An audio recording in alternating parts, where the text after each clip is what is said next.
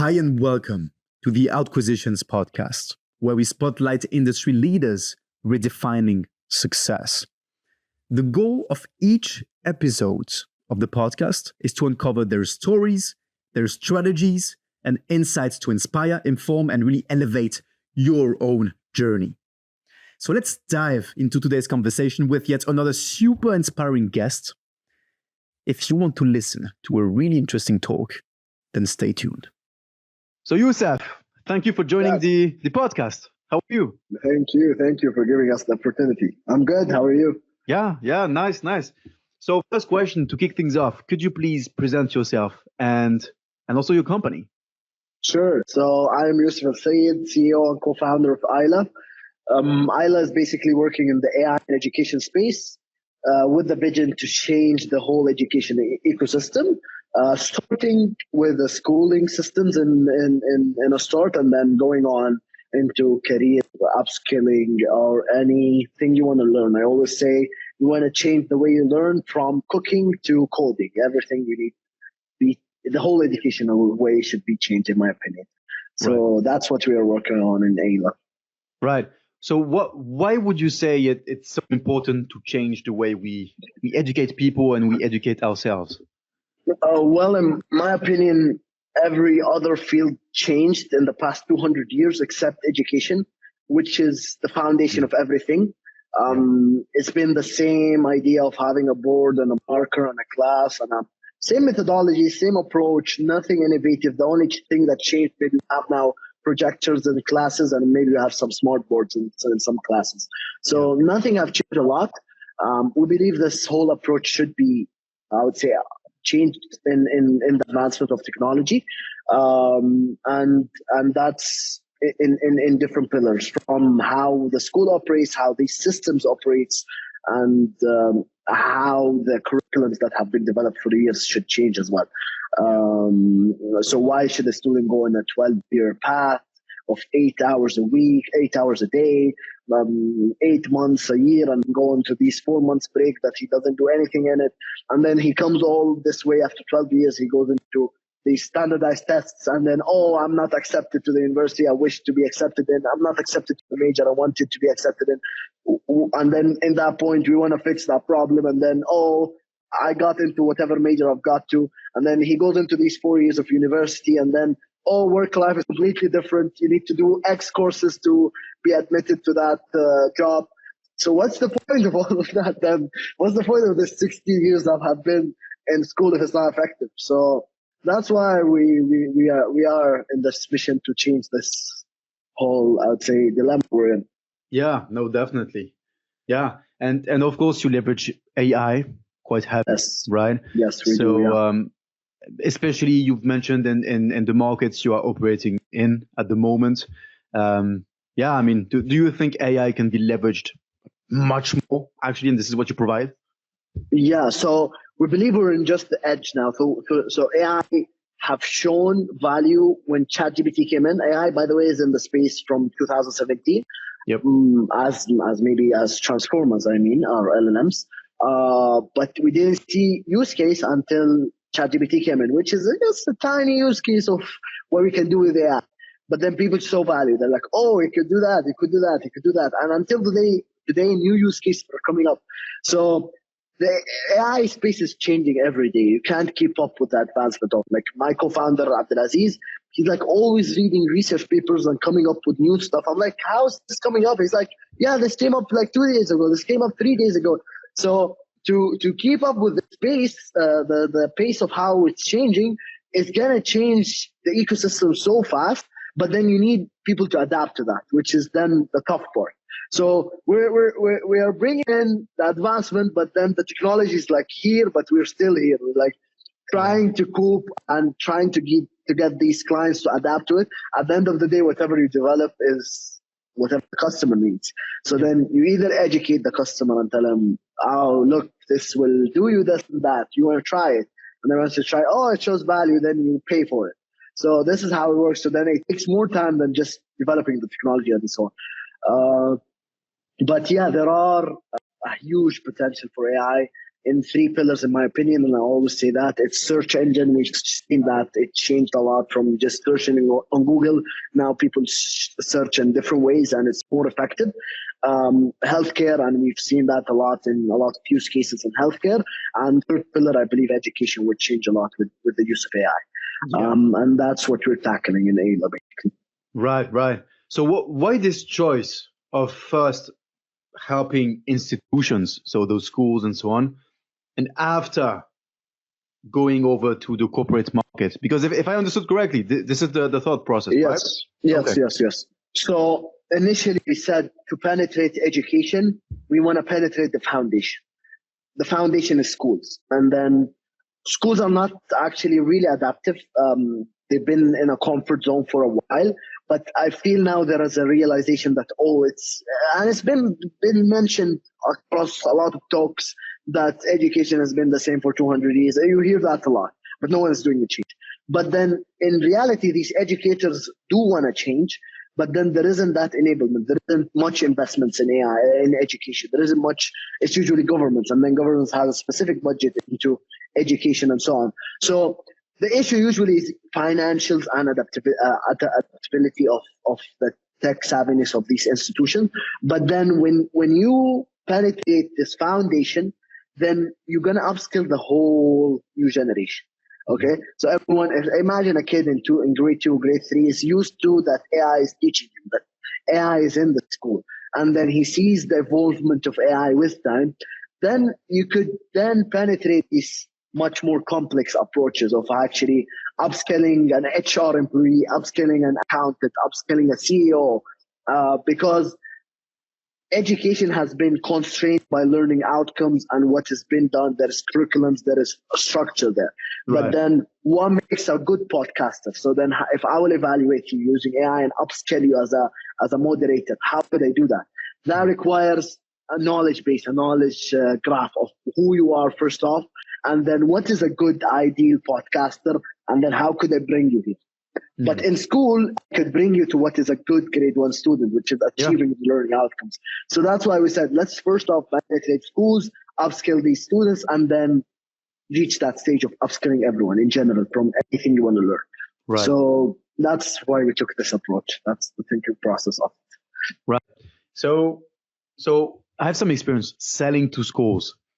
Yeah. Mostly in Europe, also in the US, but mostly in Europe, right? And selling to schools, it's usually sales cycles are quite long. Things take time, right? Yeah. Is it the same in the particular markets you are operating right now? And do you notice also those limitations in terms of selling to them, right? And signing a contract? And how do you face them? Yes. Yeah. So it comes down to the idea that why change first off? So they're already used to the system. It's cheap, it's decent, it's doing the job. But then we did the market research, and then apparently you just use 15% of that product. So I was like, do you understand that you're just using 15%? And then I go ahead and show them, I'm like, what do you use in this platform, the platform you're using now? They're like, we use attendance, we use to upload some files here, and we use that. So then I said, what's the value in that? So you're paying, let's say, $10 a student for this platform. What's the value in it for you? It's just managing attendance and adding grades and adding certain files. I could do you a drive and an Excel sheet, and then that system is done. What's the value in it? I'm giving you much more value with a similar price or a bit premium price, which is not going to run out of business at the end of the year. So the convincing part comes into who used it. So that's a huge factor. If some big entity used it, they're like, oh yeah, we're going to take that. And that's where we're at now. But at the start, it was tough because no, like, oh, who used this? Well, we're trying it now. So then, no, we're not going to try it in our school. Go try it somewhere else. So it was this tough point where we had to leverage our network to get this first 2-3 schools to actually, let's do it. Let's try to do it. Right. And then once these schools got in, we got some metrics out. We went back to these schools and we said, look, this is what happened. This is how they were and this is where they're at now. This is how the lifestyle of a teacher was and this is how his lifestyle now. This is how the lifestyle of a student and this is how it's now. So we showed this change. It became much easier to sell. So these schools, they want to see like actual value. They don't want to try. So if you're going to come in with trials, it's not going to work. If you're going to come in with actual numbers and actual value, they're open for it. So it was tough. And then once we went into the other three markets, we were already credible, known. We've done some penetration. We already had local partners that are well known in the market, like Cody Play. So then, like, these markets weren't as well tough. So that's how we took it. Interesting. Yeah. So is the goal to penetrate the global market now? So are we talking about US, Canada, Europe, China? So now what we see the product in the next step, it's for it to be PLG, product-led growth. So we're going to have a free sign up in our website. You as an institution, you can just sign up as if it's a Gmail. You just sign up, you have your school there ready to go. But then this just unlocks the initial tier, which is free, which is basically an LMS, basically the management side of it. That's it, which every school now has. Whatever we're upselling is the premium service, which is with money. So here will come the AI for teacher, the data analysis, the decision-making tool for the administration, the AI for the students, the monitoring platform for the parents. These features will be upsold in bundles for the school, or they can also, we could also upsell directly to the parents for certain features. So this is the goal when we want to grow globally. That's the next phase. Okay. Why product-led growth? Why this choice? Because, it's huge number of users, first off, because as a school, on average, we have 1,000 students. So, and schools pay, the least LMS on the market is $10 per student. So then to convert them to an LMS for free and just kind of board themselves online very easily, very easy to use UI, it would be easy to, I'd say, penetrate a lot of markets. So from paying $10, which is $10,000 a year for a school, to going for free, and then we upsell products in total for worth around $98, which we can then get this money out of the school or the parent or the students. It will make us more money than just selling an LMS. So that's the idea for it. Definitely some markets that we are initially in, we have the local presence in. We're still selling in the traditional way. But then once we reach that stage, the growth will be hacked. It will be just market this platform, and then everyone will sign up. Same as what you do with, let's say, these platforms being used like management, same as, like, say, ClickUp or Jira or Slack.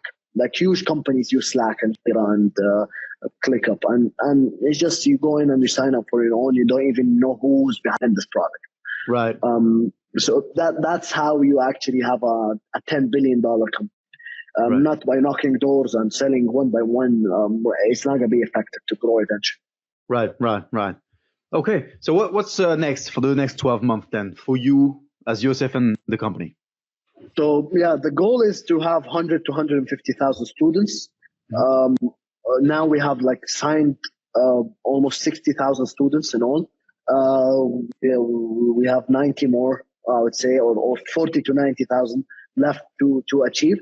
Not for this year, for the academic year, which starts next August. Once we achieve that, I would say we achieved the goal of the first year, and then we want to achieve 300,000 students and then 1 million students. That's our KPIs that we want to achieve. Other than that, we do have some other features, I would say, or innovations we want to bring into the table, which we are in research in right now. So there is goals in research, goals in product, and then goals in clientele or business-wise. So that's, if you want me to tap more into what we want to achieve in product, but I believe that's more into the IP side, but I could say what some of the ideas we have in mind. So we want to have more power in the admin side, because there isn't value in systems now in the admin side. So helping in decision making, which teacher to fit in which time, if this teacher is actually a fit to teach math. So also upskilling these teachers. Same idea of upskilling the students. We could upskill the teachers, because we know what they're giving to the students. You need to be competent enough and a valuable teacher to give that material.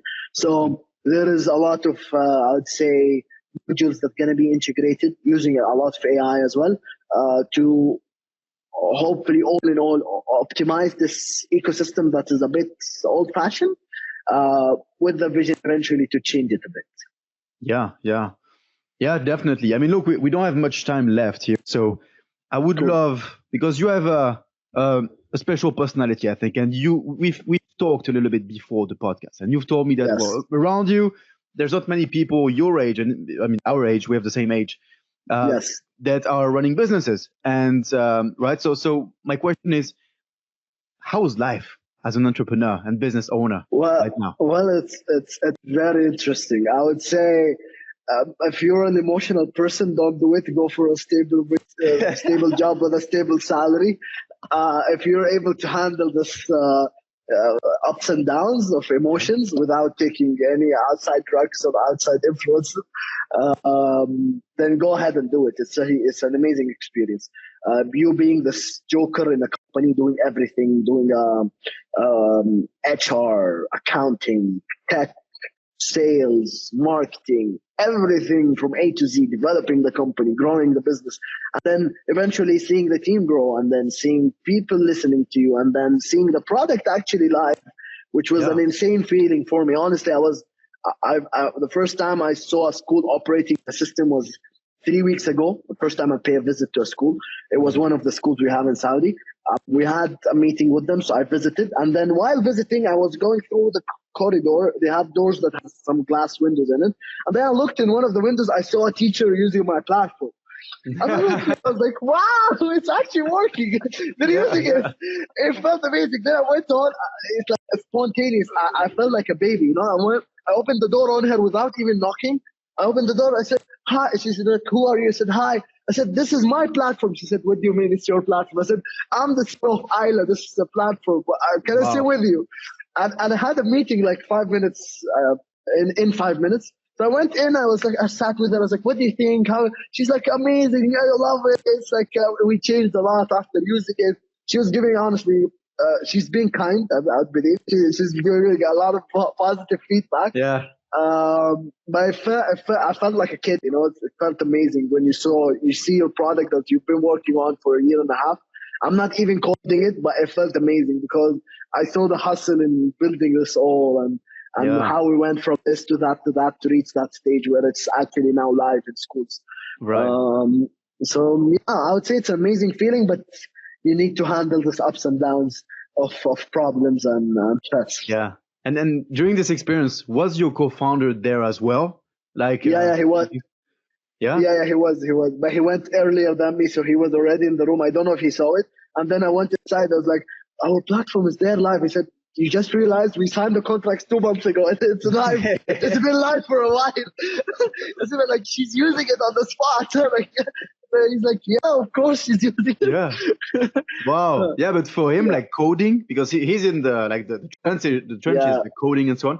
Yeah. Yeah, I guess it must have been a great feeling for sure. Yeah, it was. Yeah, it was. For sure, man. Yeah, beautiful. Okay, anyone interested in knowing more about yourself or even your company, how can they reach out to you or anyone in your company? What's your social media as well? Give Yeah, the credentials. so I'd say I'm most active in LinkedIn.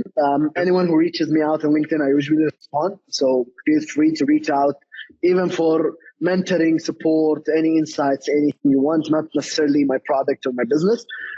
Mainly, if you want to see the product, there is a book a demo in our website, which is AILA or AILA.sa. There you could see our website, get an overview of what we do, and then book a demo from there. Then our business team will reach out and arrange a call to see the product. So that's how it goes. Beautiful. Well, thank you. Thank you for the podcast. Thank you.